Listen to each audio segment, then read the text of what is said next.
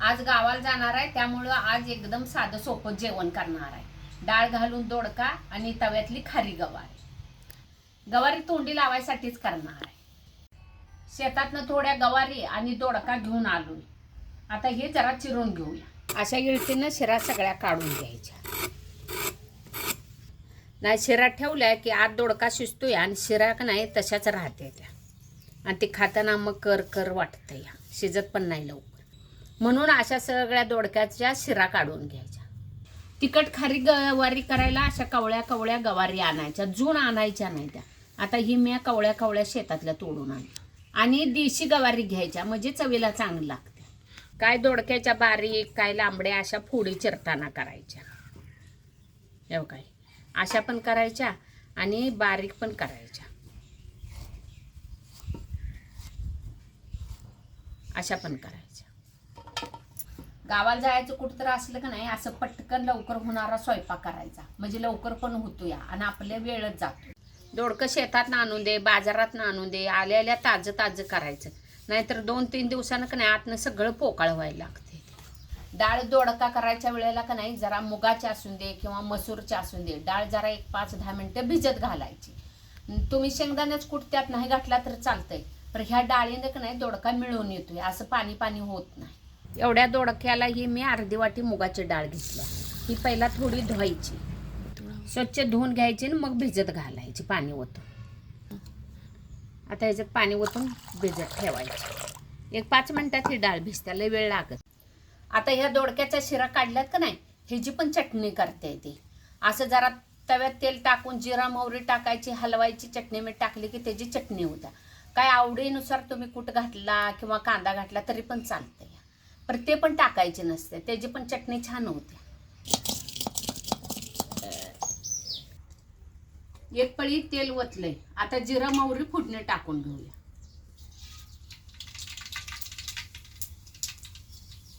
थोडासा वाटलेला लसूण टाकायचा, बारीक चिरलेला कांदा. कांदा लाल होईपर्यंत तेलात चांगला असा भाजून घ्यायचा. थोडासा हिंग पण घालायचा.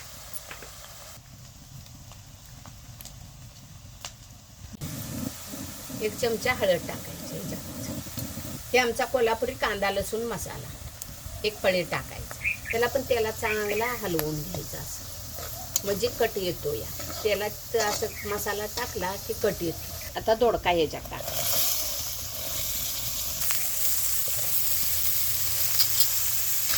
त्याला असं चांगलं हलवून घ्यायचं.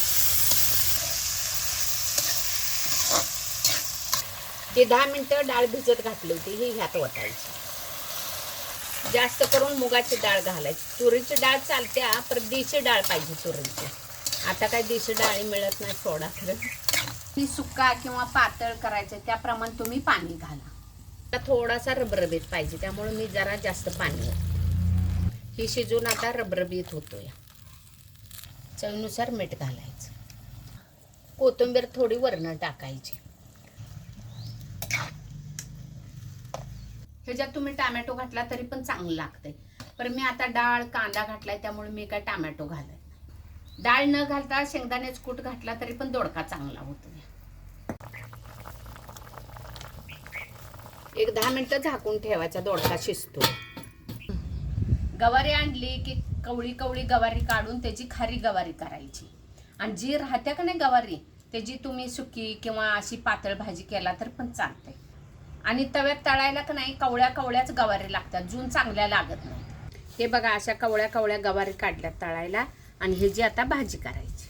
ह्या गवारीचे का नाही एका गवारीचे 2च भाग करून घ्यायचं, म्हणजे नाहीतर आपण भाजीला कसं बारीक बारीक तुकडं करतो ना, तसं करायचं नाही. एका गवारीचे 2 भाग करायचं आणि तळायच्या. दोडका शिजलाय का बघूया. कवळा दोडका आहे त्यामुळे लवकर शिजा लागलाय. अजून 1-2 मिनिटात शिजतो या, थोडासा कच्चा आहे.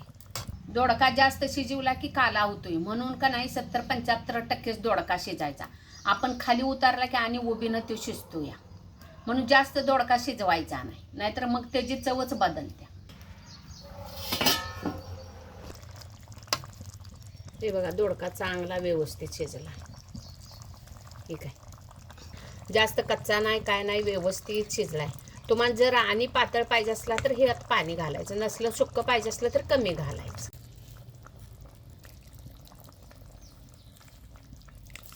खारी गवारी करताना तव्यातच करायची. चपाती किंवा भाकरी झाली की त्याच तव्यात गवारी उलटी पालटी करायची. 2 चमचे तेल टाकायचं, थोडासा हिंग टाकायचा, 5-6 पाकळ्या लसणाच्या बारीक केल्या आणि थोडासा तिखटपणा गवारीला याला मिरच्या टाकायच्या. त्यात गवारी टाकायची.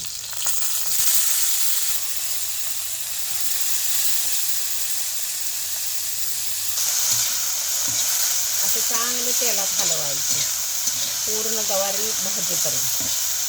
थोडीशी हळद घालायची, मीठ थोडं टाकायचं म्हणजे लवकर गवारी पण भाजते आणि चवीला पण होते. गवारीला 5 मिनिटं झाकून ठेवायचं म्हणजे मऊ पडत्या गवारी, नाहीतर असंच हलवा लागलं की चांबट होत्या.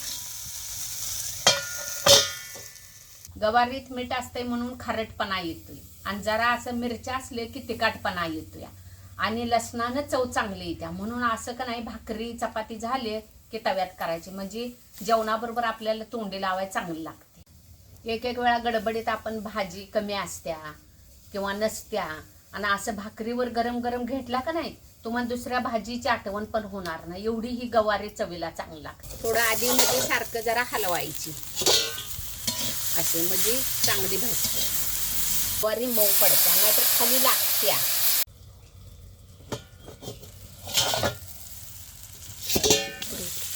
ती गवारी अशी खरपूस लालसर होईपर्यंत भाजायची म्हणजे मऊ पण पडते आणि चांगली पण लागते.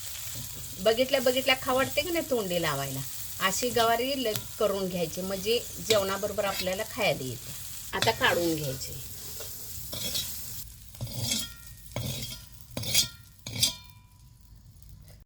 आता हे बघा डाळीतला दोडका कसा झणझणीत झालाय आणि ही खारी गवारी. गवारी दोडका काय करायला वेळ लागत नाही, काय नाही, 15-20 मिनिटात होतं या. एका साईडला दोडका फोडणी टाकून ठेवायचा आणि एका साईडला गवारी भाजस तर दोन्ही गॅसवर शिजतं या. नाहीतर चूल असली तर वैलावर फोडणी टाकायची, चुलीवर वैलावर ठेवायची आणि गवारी भाजायची. किती 20 मिनिटात होतं या. त्या वरण भाताबरोबर तर लई गवारी चांगली लागते. अशी गवारी आणला का नाही तुम्ही कवळी त्यातली करायची, निवडायची आणि अशी गवारी करून बघा तुम्ही. म्हणजेला खरंच काकून बरं सांगितलेलं बरोबर आहे, एवढं चवीला चांगलं लागतं.